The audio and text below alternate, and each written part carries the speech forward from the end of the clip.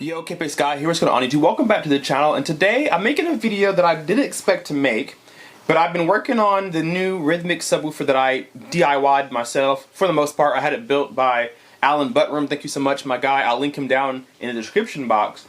But I've been playing around since I have a third sub now, trying to integrate it with the room. And so I reran Calibration, Arc, Genesis. I reran that, and I like to go in and look at the graphs and really see what the room is doing to the sound, how my speakers are performing, where the peaks are, where the dips are. And so I'm doing that right now. And it's very interesting what I received on the graph. I did 8 different points of calibration. So the middle seat, left seat, right seat, behind the middle seat, behind the left seat, behind the right seat, and then I did a few in front of the left seat, in front of the right seat, and so on and so forth. So I did about 8 different points just to give Anthem the best chance of seeing what's going on around this area and calibrate it to sound good. Well, it's done that. I've gone in and taken a look at some graphs here, which I'm going to show you guys, and there is some very interesting stuff based off of how my speakers are placed and how Anthem detected it. So if you haven't been watching my Project Rythmimic series, I built a Rythmik clone basically. That's a G25 HP clone. This is my actual Rythmik subwoofer here, the G25 HP dual 15s in a sealed box. I love this thing, and they cost a lot, and they cost more with the supply chain issues. And so I decided maybe I can go cost effective and try to build one similar, and we pretty much achieved that.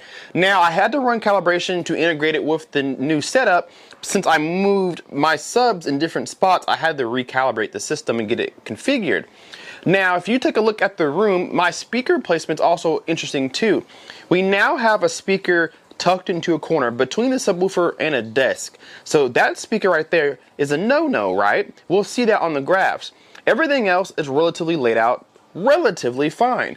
Problems over here is this speaker is really close to whoever may sit here, which is nobody, but whoever does sit there, if I bring anybody over, it's really close to that speaker.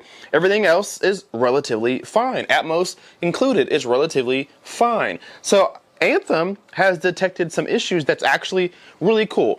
And this is exactly why you don't want to have your system or your speakers in a corner. Take a look at front left, okay? Here's what we're looking at. The red line is the combined measurement with level adjustment. So this is what Anthem was detecting when doing calibration. The green line is what they adjusted it to after calibration. The black line is the target curve. We want a pretty flat response as much as possible with all speakers.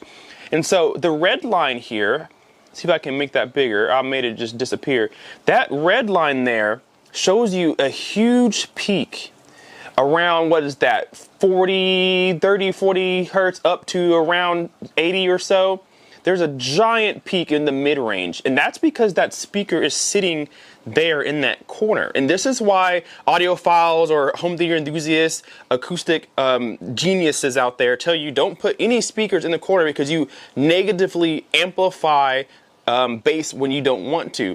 And that's what's actually happening there, and you can see it in the graph. Now Anthem has tried to fix that problem. You can see the green line here. They reduced some of those frequency boosts that we were getting because it's in a corner. They dialed that back, and that allows me to get more of an even response. Now there's a little bit of a dip here, but that's okay because we have our subwoofers taking care of some of that extra oomph that we need. But you can see the huge mountain that we had, and now we have it more level with the rest of the green line to achieve a more flatter response.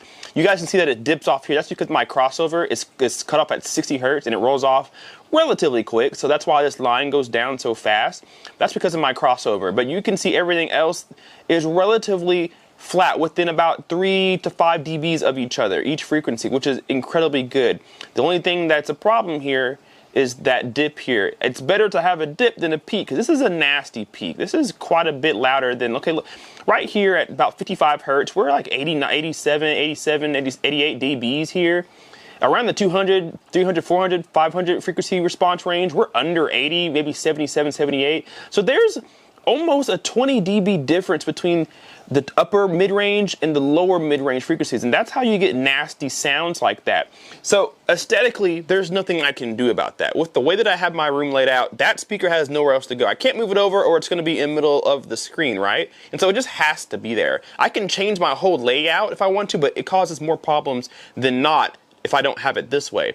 And so what you do is you don't boost frequencies to meet this red line, you lower the red line to meet the rest of the frequency so you don't cause any problems.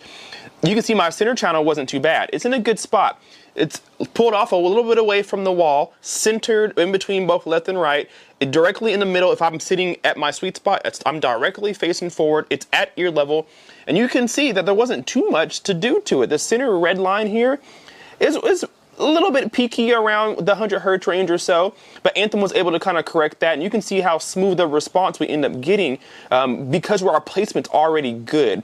If your placement is bad, then you have a lot more work to do that may not be able to be corrected. But if you relatively get your placing particularly right the first time, your room correction doesn't have a lot of work to do. Let's take a look at the right speaker. So the right speaker is more open. There's an open hallway behind it, pulled off from the wall. It's not in a corner. It's more towards the middle of the room. And you can see on the graph here compared to the left how much smoother that response is. We don't have as big of a peak at all around that 50 to 80 hertz range like we did on the front left speaker because we're not tucked in a corner.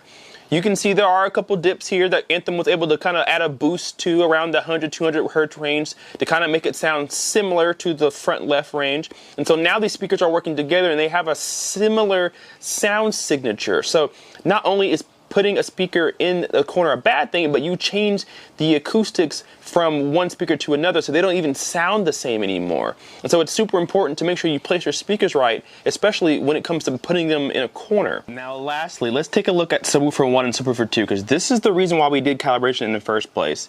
And again, the purple line shows you the measurements with level adjustment and bass management. The red line shows you combined measurements with level adjustment. So this is the red lines without bass management here, right? The black line is target curve, what we're trying to achieve. And take a look here at the red line on Subwoofer 1, which is the Rythmik, and Subwoofer 2, which is the new subwoofer, the Rythmimic, we're gonna call it. And you can see that there was a nasty little peak here between, what is that, about 45 to 60, 70 hertz there. There was a big peak there that we had to take care of. And this one in particular had a lot more mid-range oomph than the Rythmik did, and so we had to cut that down too.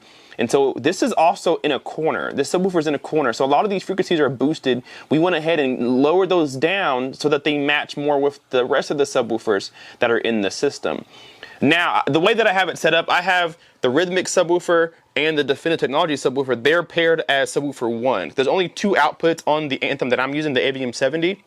And so I paired those two as one, and I paired the new Rythmik subwoofer as two so I could independently calibrate this how I wanted to. And that's why we have so much more frequency response on Subwoofer 1, because I have this one handling the really low thunderous effects. This one's handling more of the mid-range, maybe 70, 80 hertz or so. And then the one behind me is going to also do the low frequencies, but it's going to be more for in-your-seat chest thumping bass that I can feel in the couch. And so that's why it kind of drops off here, because we have so much subwoofer presence here on Subwoofer 1 that we don't really need another bit of that added here on Subwoofer 2. So now overall the frequencies sound really smooth. I had the low frequency section at flat so it doesn't roll off very quickly. I can change that to first here, and the black line starts to go down. I'll show you. I'll hit 8 and then you see the black line starts to change. If I hit, let's go to 6, black line starts to change. Hard to see on your end, but this just changes the slope of my frequency. How quickly do I want it to roll off? I have it on flat, just give me all the bass you can, and then the amplifier I have to protect it, so we're good to go. So that's what I'm doing with my speakers, and even though my placement isn't ideal across all speakers, I can come in here and make them sound at least the same. I can cut down some frequencies here and leave that where it is so that these start performing at the same level. Same thing with my sub. That sub's kind of in a corner, not completely, so it sounds different than this sub that's in the corner. Of course, this one's more in the middle of the room, towards the right side of the room, actually. And so this one sounds different. So coming in here and tweaking things is how you get your system to sound like one. Otherwise, you're going to have different frequencies sounding which way, and you don't want that. So nonetheless, if you don't have to, don't put any of your speakers in a corner. Pull them out off the wall a little bit, get them more into the room, and your room calibration will perform better based off of that. Guys, down below, leave me a comment. Let me know what system you're using to calibrate. Are you using Odyssey? Are you using MCACC, Dirac, Anthem, Room Correction? What are you using to calibrate your system? And tell me how successful you have been or not been with it. Let me know that down below in the comment section. Hit that like button and subscribe if you are not already. We will see you in the next video. Kpaceguy out. Peace.